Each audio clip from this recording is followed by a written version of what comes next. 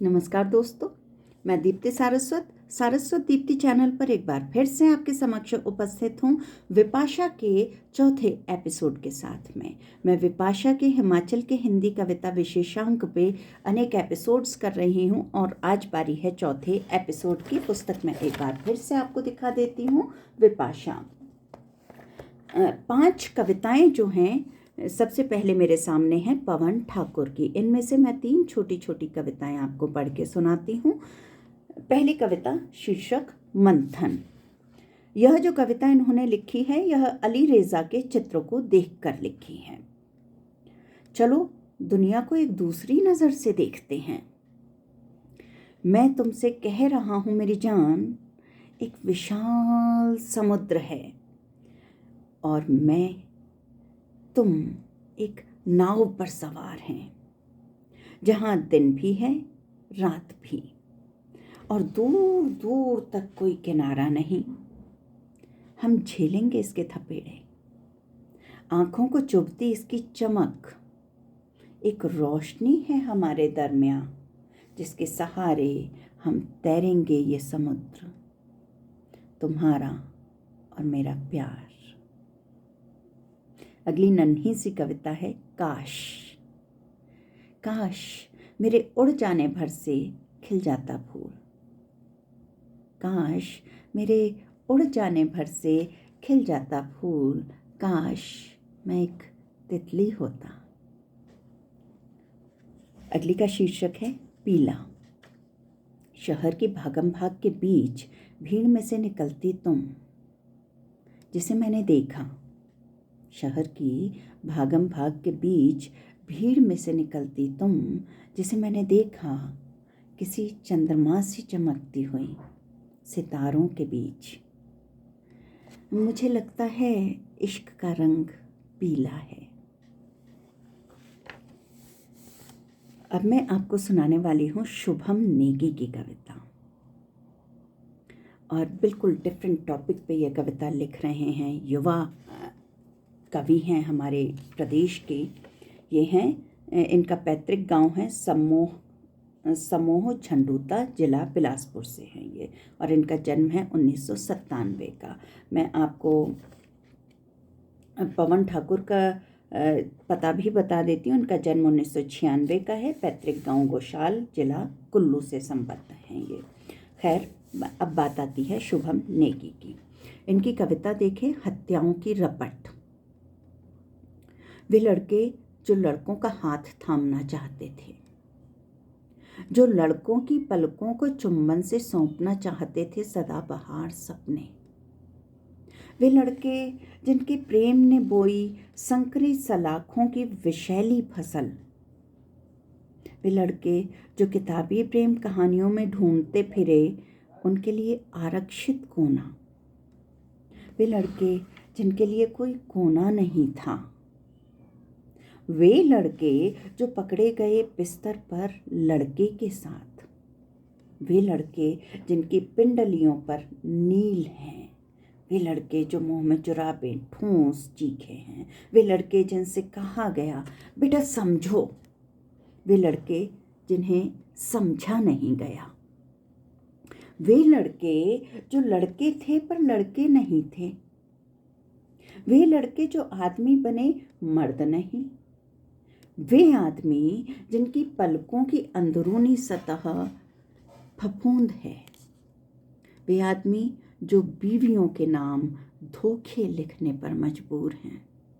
वे आदमी जिनका परिवार उनकी देह के अभिनय का पुरस्कार है। वे आदमी जिनके मुंह, कान, आंख नहीं हैं। वे आदमी जिनकी शक्लों पर डाका पड़ा है। वे आदमी जिनकी मुस्कुराहटें शोक गीत हैं। वे आदमी जिनके मुंह में जुराबें ठुसी हैं। वे आदमी जिनके कमरों को मुंह जुबानी याद हैं सुसाइड लेटर। शायद दिखें तुम्हें अब साक्षात, शायद दिखें तुम्हें अब साक्षात, तुम्हारी गलियों, दुकानों, घरों, दफ्तरों, पूजा घरों में वे आदमी। जब पाएंगे अपनी शक्लें भी आदमी तो हत्याओं की रपट होगा साहित्य। जब पाएंगे अपनी शक्लें वे आदमी तो हत्याओं की रपट होगा साहित्य। इंसान के सबसे भद्दे अपराध का ब्यौरा।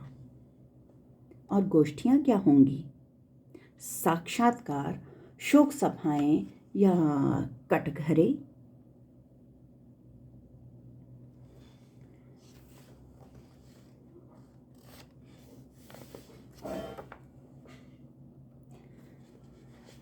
आगे जो कविता प्रस्तुत कर रही हूँ चंद्ररेखा डढ़वाल की कविता है, कैद लड़की।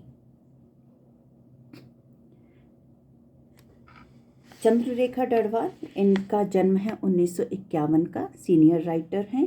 पैतृक गांव धर्मशाला, जिला कांगड़ा, हिमाचल प्रदेश से ये संबद्ध हैं। कैद लड़की। कैद लड़की ने कहा कि उसके साथ गलत हो रहा है। उसी के साथ के कुछ लोगों को घर जाने दिया गया है। पिता ने समझाया कि यह होता आया है, संपर्क सूत्र हों तो सधता है बहुत कुछ, बात बढ़ाने से क्या, हो सकता है कुछ और बुरा हो जाए। मसलन वे दीवारें ऊंची कर दें कि बरामदे से भी तुम न देख सको पहाड़, धूप, बादल। तुम्हारे खाने में कुछ मिला दें कि तुम नींद में रहो। सबसे बड़ी बात, बढ़ा दें तुम्हारी कैद की अवधि। तुम्हारे अपराध में जमा कर दें अपने परीक्षणों के नतीजे, जो तुम्हारे खून से ज्यादा उनकी परख नलियों पर लिखे नाम पतों का सच है। बेहतर है काट लो निश्चित समय बगैर बोले। मतलब बगैर सोचे लड़की ने कहा और द्वार बंद कर खुले में खिड़की के सामने जा खड़ी हुई। कान बजे, अवतरित हुई दूसरी लड़की। न हो कुछ, बात तो करनी चाहिए, पूछने ही चाहिए सवाल। खिल उठी बुझी बुझी सी उदास लड़की। सवालों की रूपरेखा बनाते उलझ गई वह। बढ़ते बढ़ते बढ़ते बढ़ता गया वृत्त प्रश्नों का आसमान तक।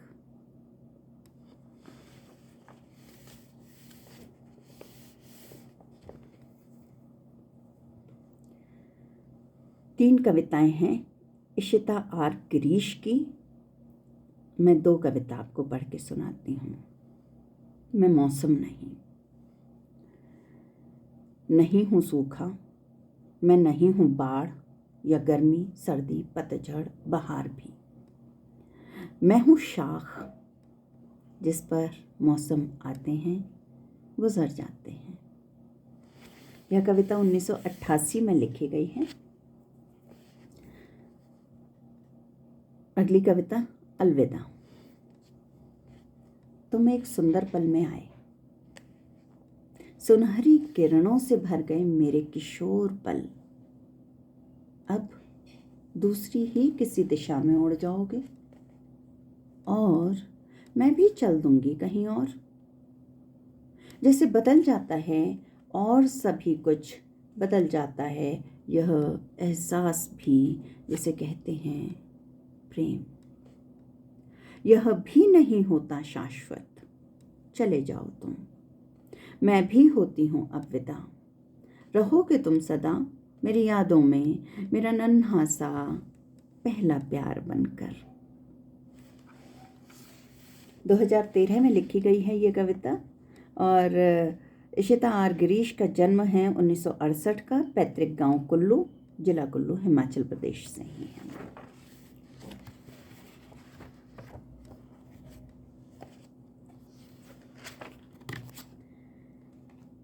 तुलसी रमन जी की एक कविता मैं आपको सुनाने वाली हूँ अब, और शीर्षक है भेड़।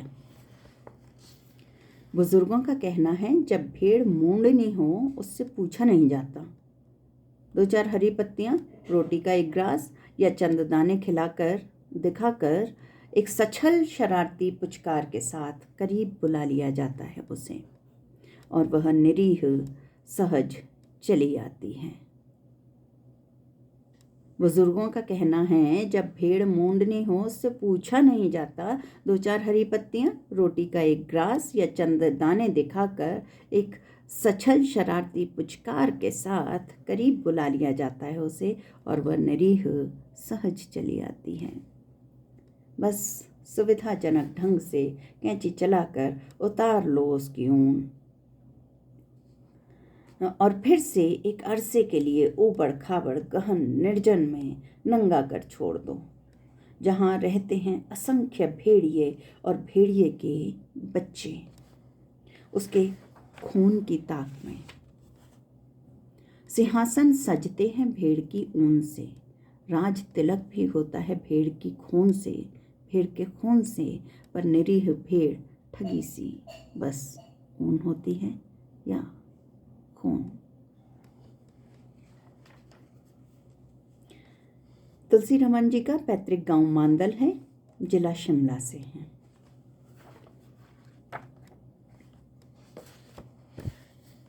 अब कविता है श्रीनिवास श्रीकांत जी की।